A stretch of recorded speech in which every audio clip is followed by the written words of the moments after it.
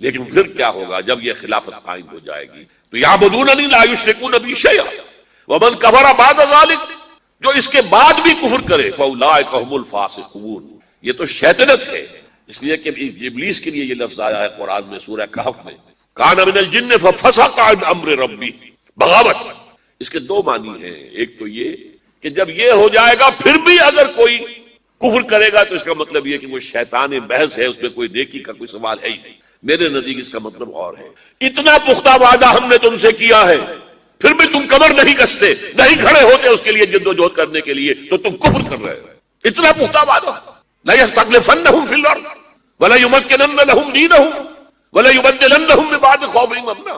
اس کے بعد بھی اگر انسان کمر نہ کسے، محنت نہ کرے، جد و جہد نہ کرے، ومن کفر بعد ذلك فاولئک هم الفاسقون. یہ ہے وہ نوید جو اقبال نے دی ہے، وہ جو توحید کی تکمیل ہوگی اس کائنات کے اندر. کب ہوگی؟ شب گریزاں ہوگی آخر جلوہ خورشید سے، یہ چمن معمور ہوگا نغمہ توحید سے. اب اسی موضوع پر ایک اور حدیث سن لی، یہ بھی رواہ احمد فی المسند بسند صحیح عن المقداد ابن اسود رضی اللہ تعالی عنہ. حضرت مقداد سے مروی ہے انہ سمع رسول اللہ صلی اللہ علیہ وسلم، کہ انہوں نے سنا اللہ کے رسول صلی اللہ علیہ وسلم کو یہ فرماتے ہوئے، لا انہ سمع رسول اللہ صلی اللہ علیہ وسلم، کہ انہوں نے حضور کو یہ فرماتے سنا، لا یبقى علی ظہر الارض بیت بذر ولا وبر، نہیں باقی رہے گا روئے ارضی کے اوپر کوئی گھر اینٹ گارے کا بنا ہوا یا کوئی کمبلوں کے خیموں کی شکل میں بنا ہوا، الا ادخلہ اللہ کلمۃ، مگر یہ کہ اللہ اس میں کلمہ اسلام کو داخل کر دے. لیکن یہ گھر میں، یعنی اب یہاں پر نومیڈک ٹرائبس کا ذکر بھی ہو گیا جن کے کہ خیمے ہوتے ہیں، اور سیٹل سویلائزیشن جو کہ گھر بنتے ہیں، شہر آباد. لیکن دو شکلوں میں سے ایک شکل ہوگی، اما کلمت الاسلام بعز عزیز وذل ذلیل، یا تو کسی صاحب عزت کے اعزاز کے ساتھ اور یا کسی کمزور کے مغلوب ہو جانے. یعنی یا تو کوئی شخص اسلام لے آئے گا، اس کے گھر یا خیمے میں اسلام داخل ہوگا، اس کو بھی عزت ہوگی، وَلِلَّهِ الْعِزَّةُ وَلِرَسُولِهِ وَلِلْمُؤْمِنِينَ، عزت تو اللہ کے لیے ہے اس کے، یا پھر وہ مغلوب ہوگا، یؤتُوا الْجِزْيَةَ عَنْ يَدٍ وَهُمْ صَاغِرُونَ، ہاتھ سے جزیہ دے گا، چھوٹا بن کر رہے گا، چاہے وہ اسلام نہ لائے جزیہ دینا پڑے گا اسے، ذمہ بن کر رہنا پڑے گا اسے. تو یہ ہے ذل ذلیل، بعز عزیز وذل ذلیل. اما یعزهم اللہ فیجعلهم من اہلها، تو یا تو اللہ ان کا اعزاز فرمائے گا، انہیں کلمہ اسلام والے لوگوں میں سے بنا دے گا، اور یذلہم فیدینون لها، اور یا پھر ان کو ذلیل کر دے گا، اسے انہیں اطاعت قبول کرنی پڑے گی اسلام کی. فقلت، اب اس پر جو حضرت مقداد کہتے ہیں، میں نے اپنے دل میں کہا، حضور کا جب یہ قول میں نے سنا، فیکون الدین کلہ للہ، یہ جو سورہ انفال میں الفاظ آئے ہیں، قاتلوہم حتی لا تکون فتنۃ ویکون الدین کلہ للہ، جب ایسا ہوگا تب وہ صورت ہو جائے گی جو سورہ انفال میں دین کل کا کل اللہ کے لیے، مطاع مطلق اللہ ہوگا، حاکم مطلق اللہ ہوگا، اور اسی کے قوانین، اسی کے فرامین تحت، جیسے کہ عیسائیوں کی لارڈس پریئر کے اندر ہے. اور یہ ظاہر بات ہے، آخر حضرت مسیح بھی تو نبوت کے، توحید، سارے آثار وہاں تحریفیں ہوئی ہیں، لیکن یہ مطلب تو نہیں کہ ان سے حق بالکل نکل گیا. ان کی لارڈس پریئر جو ہماری سورہ فاتحہ کی طرح ہے، Thy kingdom come, Thy will be done on earth as it is in. اے رب تیری حکومت آئے اور تیری مرضی جیسے آسمانوں میں پوری ہو رہی ہے زمین پر بھی پوری ہو.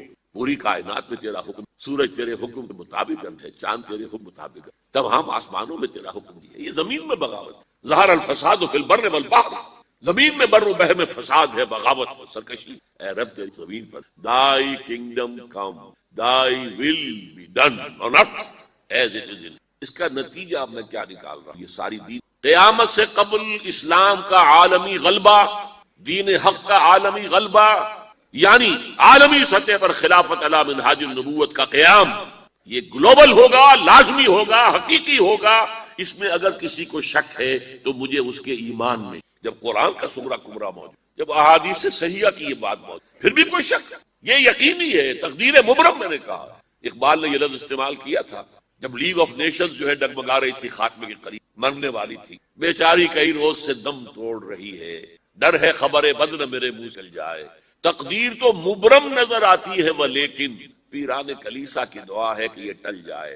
پیران کلیسا جو ہے ویسٹ کے لوگ، وہ چاہتے کسی طرح یہ قائم رہ جا رہا، لیکن مجھے تو تقدیر مبرم نظر آ رہی ہے کہ یہ مرے گی. مر گئی، بیچاری کہیں روز سے دم توڑ رہی، ڈر ہے خبر بد نہ میرے منہ سے نکل جائے، تقدیر تو مبرم نظر آتی ہے ولیکن پیران کلیسا کی دعا ہے کہ پہلی بات میری ختم ہوئی، عالمی نظام خلافت دنیا کی تقدیر مبرم ہے، ہو کر رہے گی، اس میں کسی صاحب ایمان کو کوئی شک، کوئی شبہ، کوئی ریب نہیں ہونا چاہیے۔ البتہ اس کا اب دوسرا پہلو کیا ہے، اس کا آغاز کہاں سے؟ پہلی بات تو یہ ہمارے بعض لوگوں کے ذہنوں میں سادہ دل وہ سمجھتے ہیں کہ پوری دنیا میں ایک ہی دفعہ آ جانی چاہیے، یہ کوئی علاقائی خلافت تو نہیں ہو سکتی، خلافت تو عالمی۔ ان سے میں کہتا ہوں عالمی خلافت کب تھی جناب؟ یہ تو نہ خلافت راشدہ میں عالمی، کیا ہندوستان شامل تھا اس میں؟ کیا چین شامل تھا؟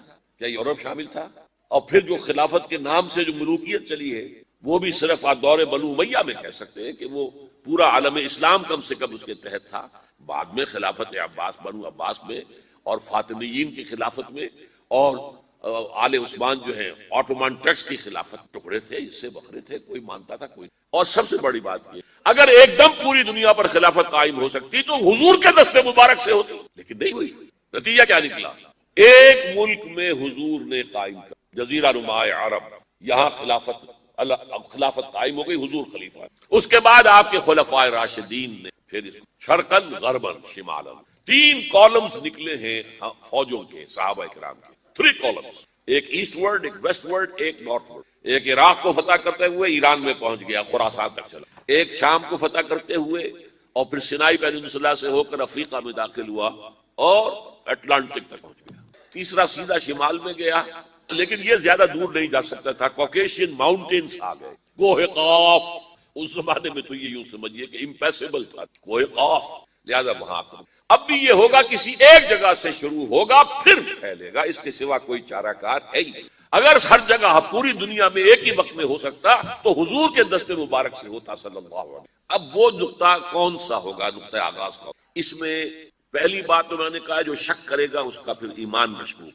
ہوگا، لازماً ہوگا، گلوبل ہوگا، پوری دنیا میں ہوگا۔ کہاں سے شروع ہوگا اس میں آپ اختلاف کر سکتے، لیکن مجھے تو 2 حدیثیں تو ملی ہیں جن سے یہ اندازہ ہوتا ہے کہ یہ اس مشرقی خطے سے ہوگا، عرب کے مشرق کی جانب کسی خطے سے۔ وہ حدیثیں بھی اب آپ پڑھ لیجیے پہلے، پھر میں کہہ رہا ہوں یہ خزانہ ہے جو ہم نے آپ کی خدمت میں، کاش کہ آپ اس کی قدر کر سکیں، یہ حدیثیں آپ کو ازبر ہو جائے، یاد ہو، لوح قلب پر نقش ہو جائے۔ ہندوستان اور خراسان یعنی موجودہ افغانستان کا ذکر ابن ماجہ کی روایت ہے، عن عبداللہ ابن الحارث رضی اللہ تعالی عنہ قال رسول اللہ صلی اللہ علیہ وسلم یخرج ناس من المشرق یؤتون للمہدی یعنی سلطانہ، یعنی سلطانہ، دونوں طرح سے پڑھ سکتے۔ حضرت عبداللہ ابن حارث فرماتے ہیں رضی اللہ تعالی عنہ کہ حضور نے ارشاد فرمایا مشرق کی طرف سے وہ فوجیں نکلیں گی، لوگ آئیں گے جو عرب میں مہدی کی حکومت قائم کرے۔ یہ مہدی کون ہوں گے اس کا ذکر میں ذرا بعد میں کروں گا، لیکن نوٹ کر لیجیے کہ مہدی سے پہلے لازماً کسی مشرقی علاقے کے اندر وہ نظام قائم ہو چکے گا،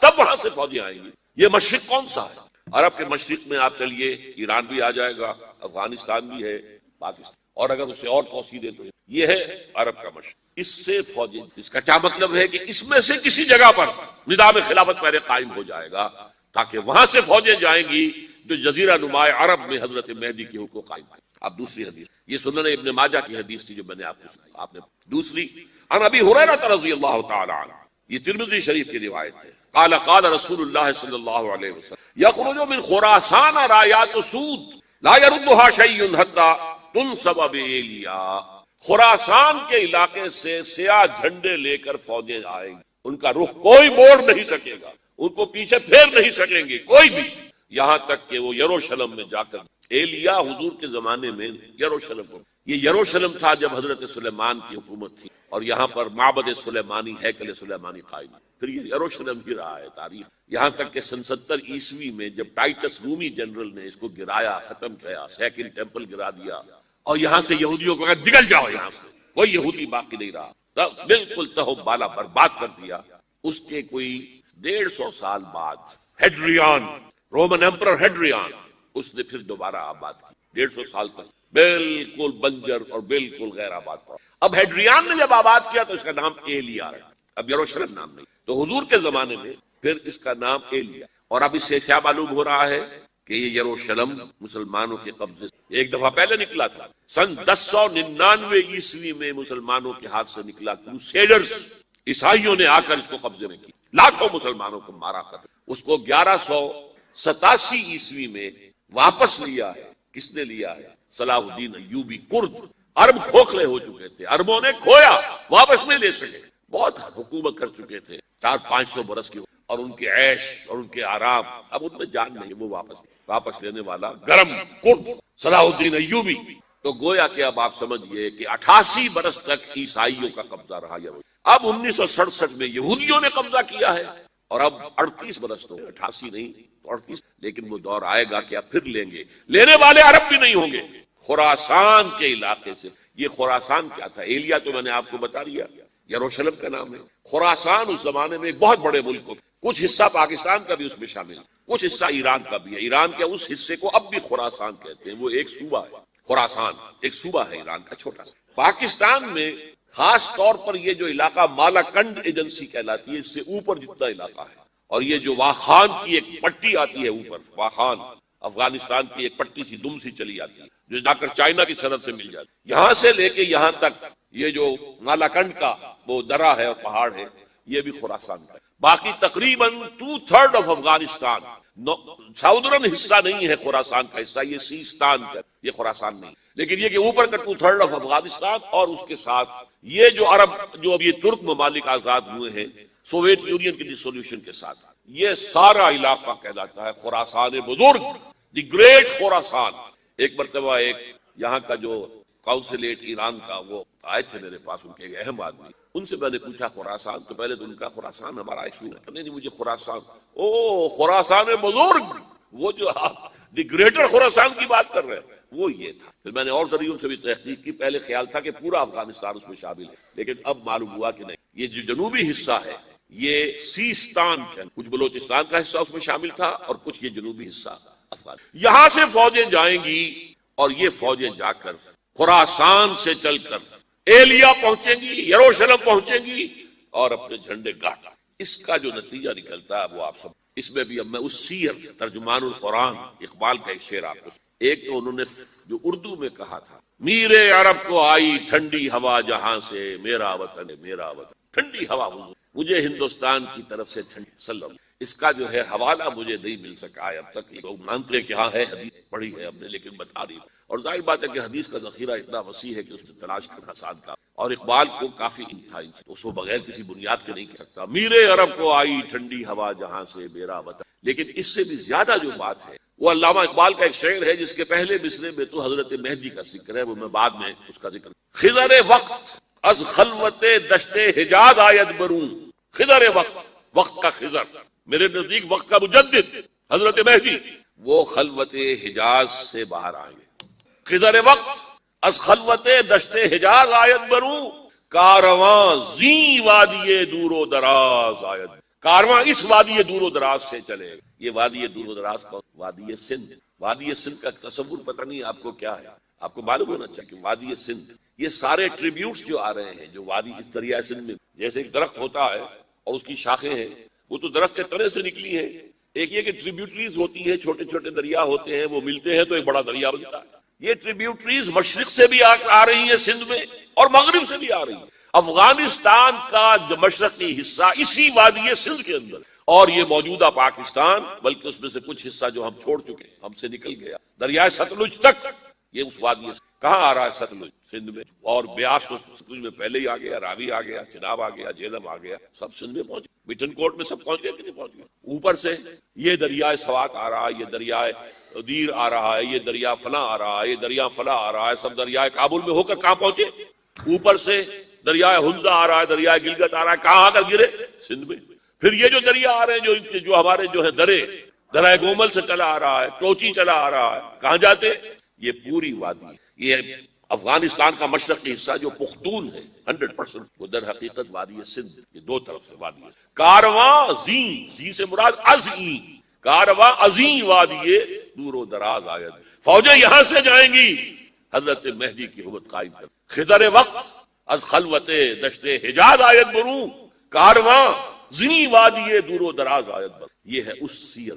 حالانکہ یہی شخص ہے جو اپنے خطبات کے نفی بھی کرتا ہے کہ یہ مہدی اور یہ سب تصورات جو یہ کوئی صحیح نہیں ہے. یہ پرانی کوئی روایات چلی آ رہی تھی، ہر مذہب میں اس طرح کی بات کہی۔ عقل جب عقل سے بات کرتا تھا تو اس میں ٹھوکریں کھاتا تھا، جب دل سے اس کے یہ سیلاب کے مانند چشمہ ابھرتا تھا دل سے اس کی شاعری، اس میں ہوتے حقائق۔ اس پر جو اشفاق صاحب ہوتے تھے، اشفاق احمد ڈرامہ نگار، تلقین شاہ، انہوں نے بڑی پیاری بات کہی تھی، اگرچہ ان کا مذاق اڑایا تھا وہ بات بڑی۔ اقبال ایک دن کا اقبال تھا، ایک رات کا۔ دن کا اقبال فلسفی تھا، وہ اپنی عقل سے غور، اس کا حاصل تو ہے وہ لیکچر خطبات، ان میں بہت سی باتوں پر علماء کچھ۔ ایک رات کا اقبال تھا، اسے الہام ہو، سیلاب آتا تھا شاعری، اور وہ اقبال جو ہے اصل ہے۔ اور اس کو کہا اقبال نے خود، ڈاکٹر یوئنگ ہوتے تھے جو پرنسپل تھے ایف سی کالج، ان کے نام سے یوئنگ ہال اب بھی موجود ہے نیلا گنبد چوک میں، ایک ہاسٹل بنایا تھا انہوں نے، یوئنگ ہال۔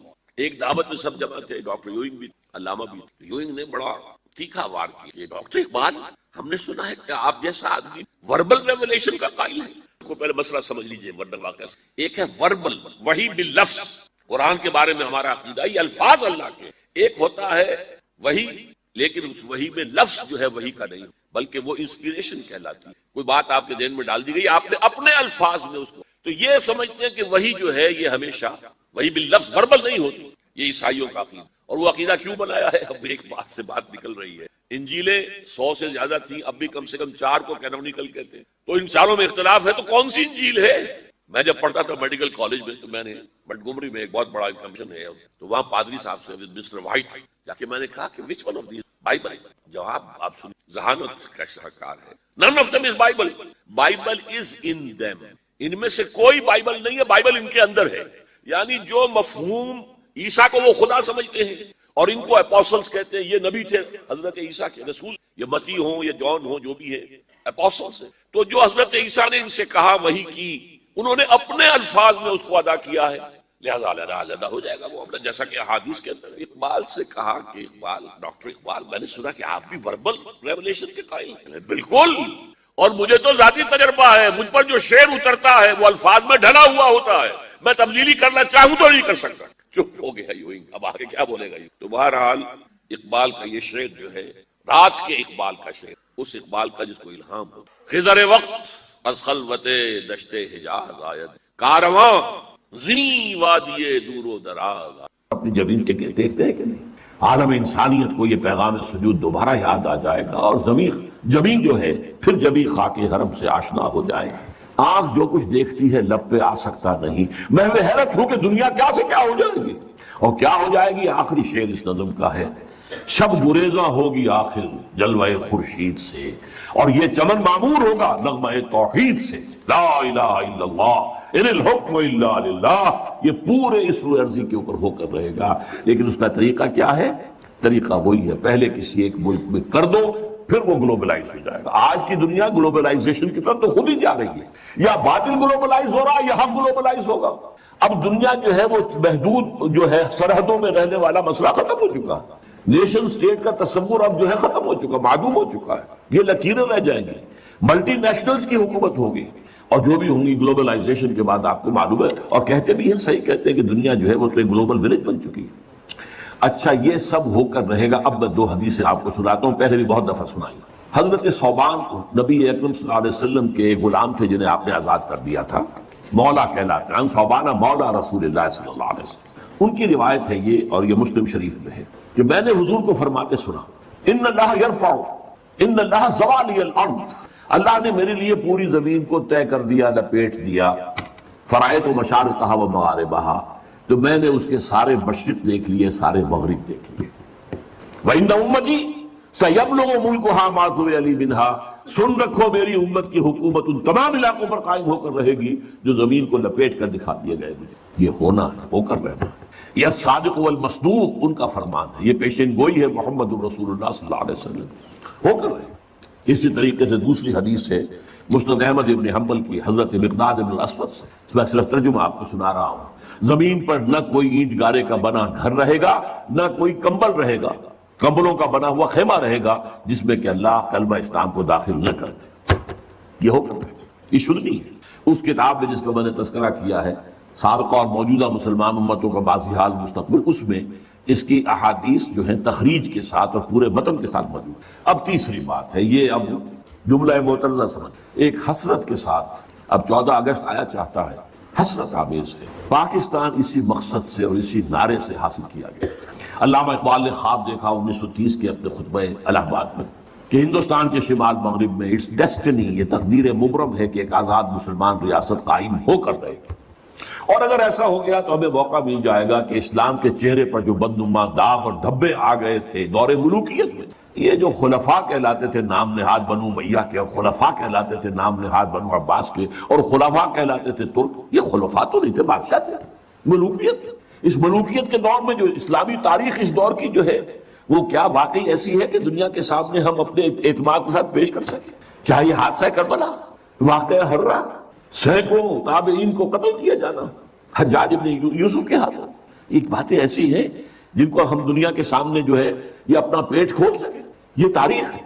تو اسلام کے چہرے پر جو بدنما داغ اور دھبے لگ گئے تھے انہیں ہٹا کر صحیح اسلام کی ایک تصویر، یعنی اس سے پہلے خلافت راشدہ کا نظام تھا، اس کو اب قائم کر۔ اسی کو پھر علامہ اقبال نے 1932 میں، یہ سن مجھے بہت پسند ہے، میرے اپنا پیدائش کا سن ہے، اسی سن میں گئے تھے علامہ اقبال گول بیس کانفرنس کے لیے لندن۔ وہاں اس وقت تک صرف مسٹر جناح تھے، وہ مسٹر جناح، وہ قائد اعظم نہیں بھی بنے تھے، وہ ہندوستان کی سیاست سے مایوس ہو کر جا کر بیٹھ گئے تھے، وکالت شروع کی تھی۔ وہاں یہی انجیکشن اقبال نے، میں تو کہا کرتا ہوں جیسے کہ رومی اور شمس تبریز کا معاملہ ہے، مولوی ہرگز نشد مولائے روم تا غلام شمس تبریز نشد، مسٹر محمد علی جناح قائد اعظم نہیں بن سکتا تھا اگر اقبال نے یہ انجیکشن نہ اسے لگایا ہوتا۔ یہ شمس تبریز ہے جس نے مولوی کو مولانا روم بنا دیا تھا، مولائے روم، اسی نے مسٹر محمد علی جناح کو قائد اعظم بنایا۔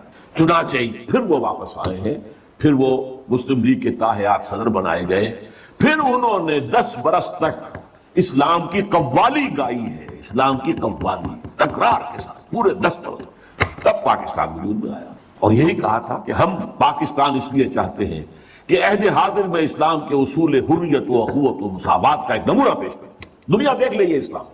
لیکن افسوس صد افسوس کہ ہم اس میں بری طرح ناکام رہے۔ اب تو ابھی مجھ سے جیو ٹی وی والوں نے چھوٹا سا 2-4 منٹ کا جو ہے وہ انٹرویو لیا ہے 14 اگست کے حوالے سے، میں نے اس میں کہا ہے کہ اب تو جیسے کسی نے کہا تھا، اقبال نے شاید کہا تھا، ہلال عید ہماری ہنسی اڑاتا ہے، یہ ہلال عید جو آتا ہے ہم پر ہنستا ہے۔ یہ روزے رکھے ہیں انہوں نے، روزہ رکھتے ہوئے جھوٹ بولتے رہے، روزہ رکھتے ہوئے سودی لین دین کرتے رہے، روزہ رکھتے ہوئے جو عزیمتیں کرتے ہیں، یہ روزے تھے جو اب عید منانے جا رہے ہیں شوق سے۔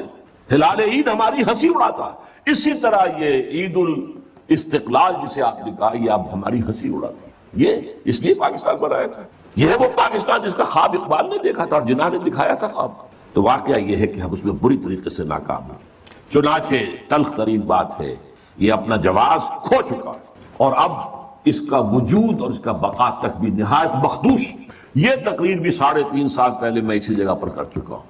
پاکستان کے وجود کو لاحق خطرات و خدشات صرف ایک ہفتے بعد کی تھی میں نے، 22 فروری کو کی تھی وہ، کہ موجودہ عالمی حالات میں اسلام کا مستقبل کیا ہے، دین کی حیثیت سے فوری طور پر، اور مستقبل قریب میں اسلام کا کوئی مستقبل نہیں ہے۔ ہاں مذہب کی حیثیت سے زندہ رہ جائے گا، ٹھیک ہے، جاؤ مسجدوں کو رکھو روزے، ہمیں کوئی پرواہ نہیں، نظام ہمارا ہوگا، یہ پولیٹیکل سوشو اکنامک سسٹم ہمارا ہوگا۔ اسی طریقے سے میں نے ایک ہفتے بعد 29 فروری کو اسی سال تقریر کی تھی، پاکستان کے وجود کو لاحق خطرات و خدشات۔